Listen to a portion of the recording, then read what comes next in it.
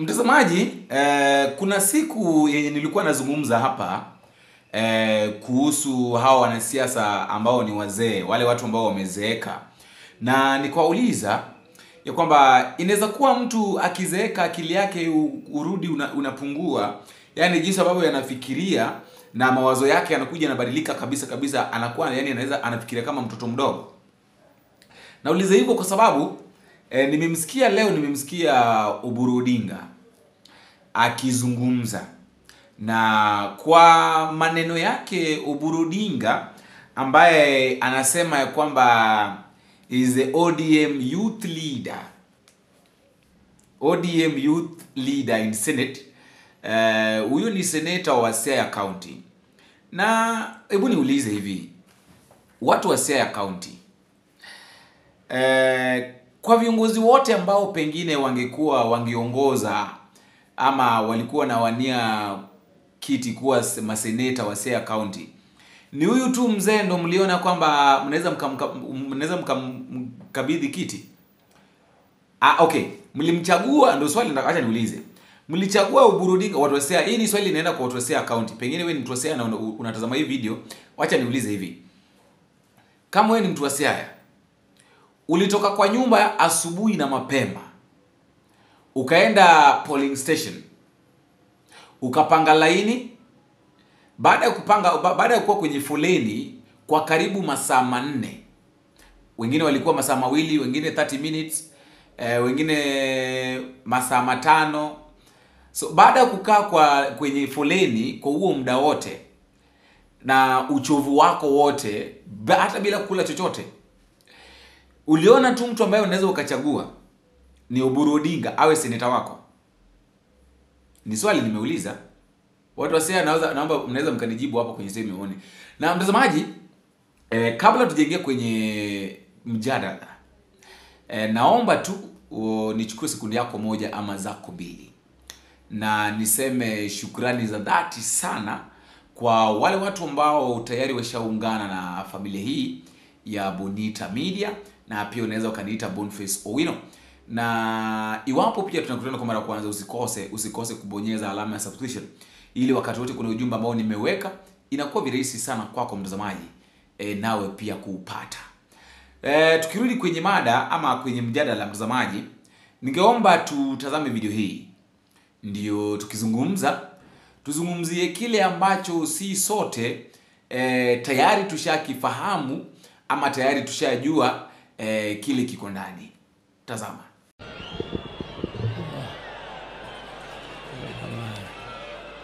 Thank you.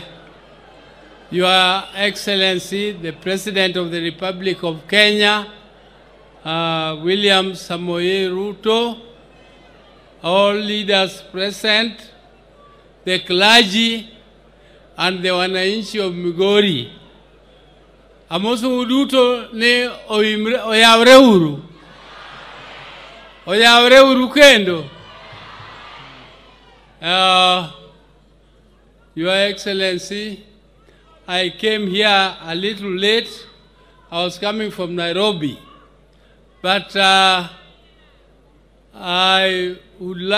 was invited by the Member of Parliament, Honorable Junet, to come and pray together with you.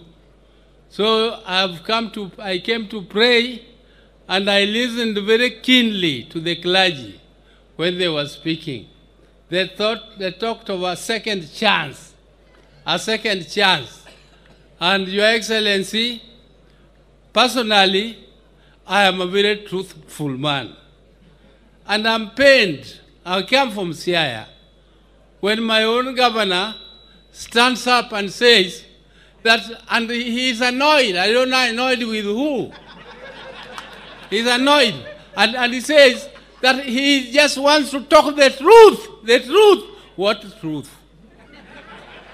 Me, I never lie. I always say the truth.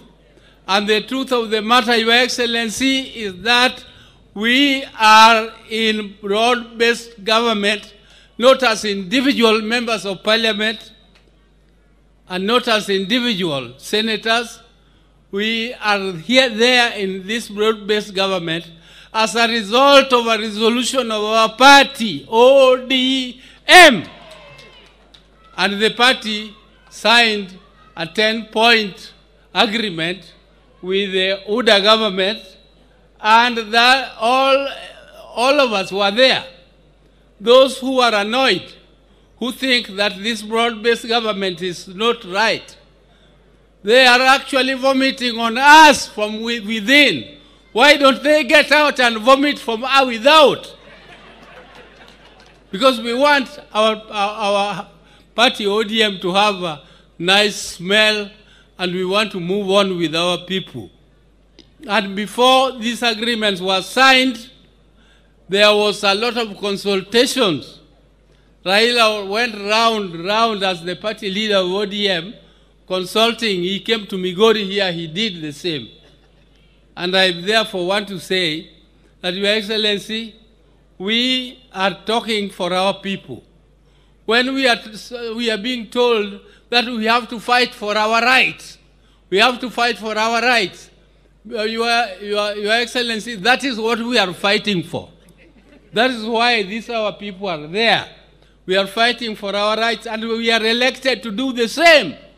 The governor is not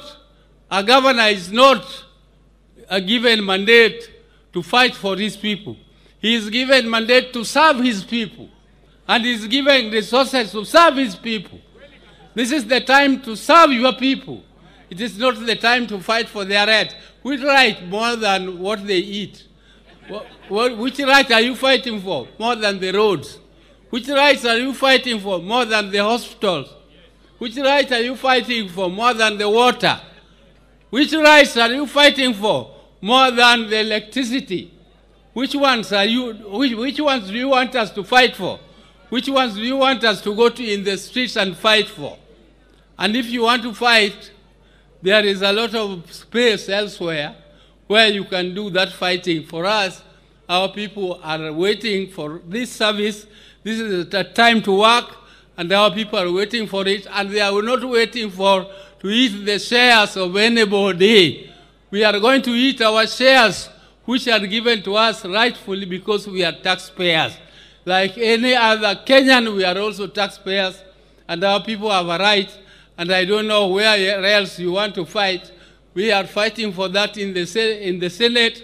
We are fighting for that in Parliament. We are fighting for that with His Excellency, the President, who is seated here, is the head of the executive. So let him do his part, and let the governors also do their part, and let us serve our people.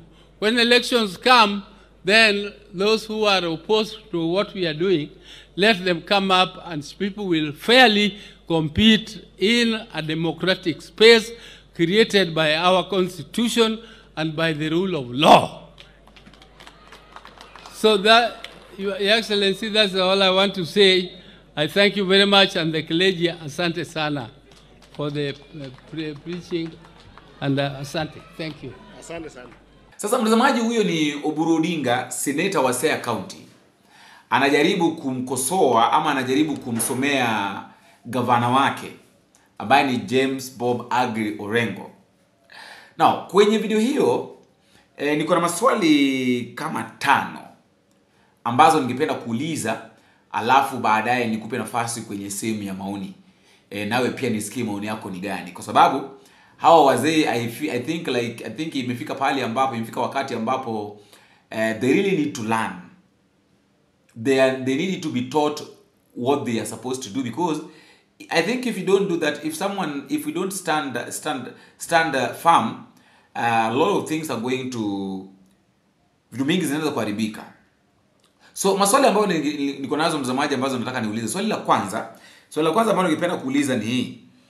The Odinga's family. Odinga's family wanafikiria kwamba the whole of Luo Nyanza belongs to Odinga. Like is Luo Nyanza Odinga's family, Odinga's property?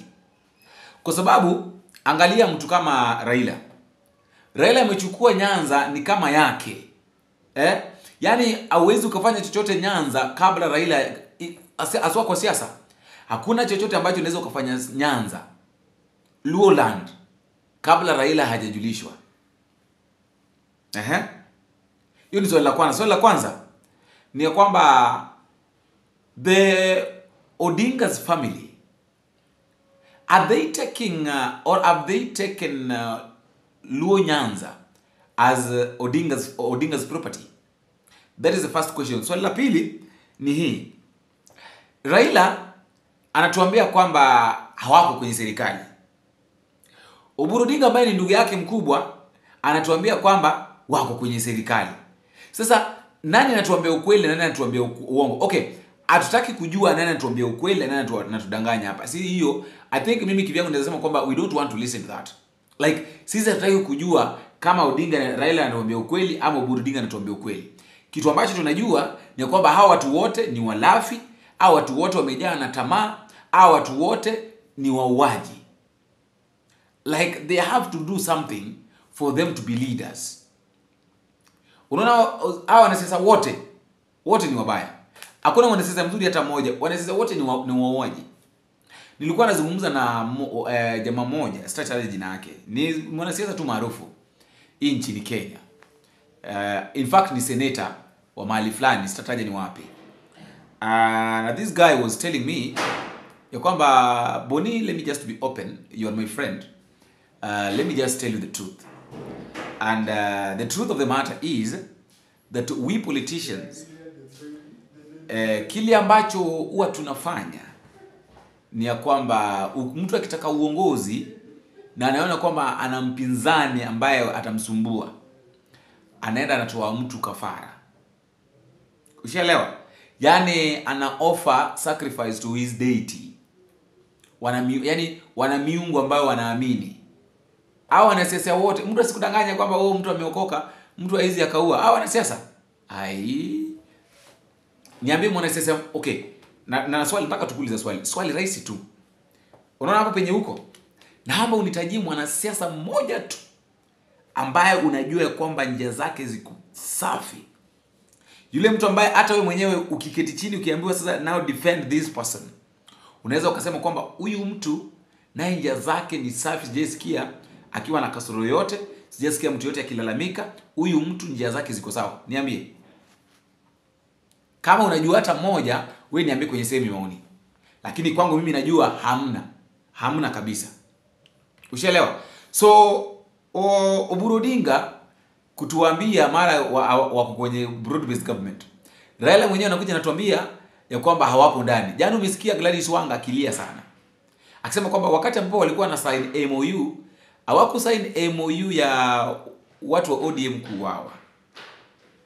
Swali la tatu, I think nilianza na kuuliza kwamba ilikuwaje watu wa Siaya waliamka tu asubuhi wakaona mtu ambaye wanaweza wakachagua kuwa seneta wao ni huyu Oburu Odinga. Swali lingine ambalo ningependa kuuliza ni kwamba Oburu Odinga analia, unasikia anataja Orengo, mara anapiga kelele Orengo amefanya hiyo Orengo. So iwapo Raila ataamka asubuhi siku moja tu na aanze kutetea James Orengo, itakuwaje? Kwa sababu most likely Raila is going to defend Orengo. So wakati ambapo Raila ataamua kumdefend Orengo, itakuwaje kwa ndugu yake? Si ndugu yake ataonekana kuwa mpumbavu. Swali la mwisho ni kuna lot of contradiction kwa hiyo video. Iwapo umeitazama, kuna lot of contradiction hapo. So mtazamaji, ningependa nikupe nafasi nawe pia unijibu hayo maswali ambayo nimeuliza yote. Ningeomba unijibu kwenye sehemu ya maoni. Na tafadhali mtazamaji usikose kubonyeza alama ya subscription, kwa sababu mimi hayo ndio mambo ambayo nimekuwa nayo kwa sasa. Ningependa tukutane kwenye video ambayo inafuata ikiwezekana. Nimekuwa wako Boniface Owino. Bingo.